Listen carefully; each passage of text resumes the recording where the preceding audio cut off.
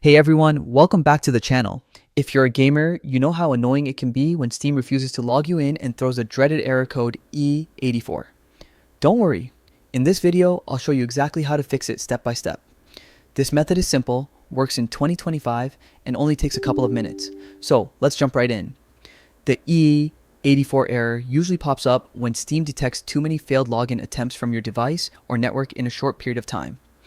It's basically Steam's way of protecting your account, but sometimes it locks you out even when you've done nothing wrong.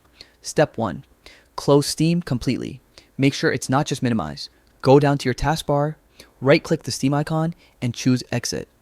This helps clear out any temporary session or background glitch that might be triggering the error. Step 2. Restart your computer.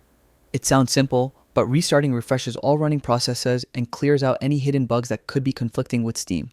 Once your PC is back up, try launching Steam again.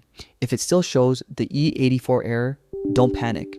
Here's the real fix. Step 3. Right-click your Steam shortcut and select Properties.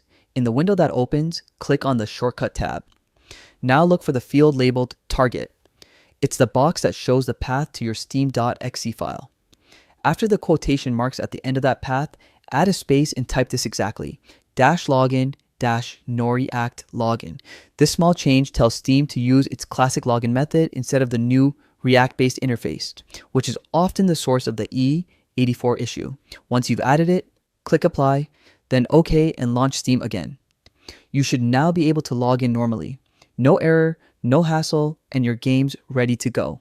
So, to recap, exit Steam, restart your computer, adjust the target field with -login -noriac login, and your problem should be gone for good. And that's it. Your Steam is fixed.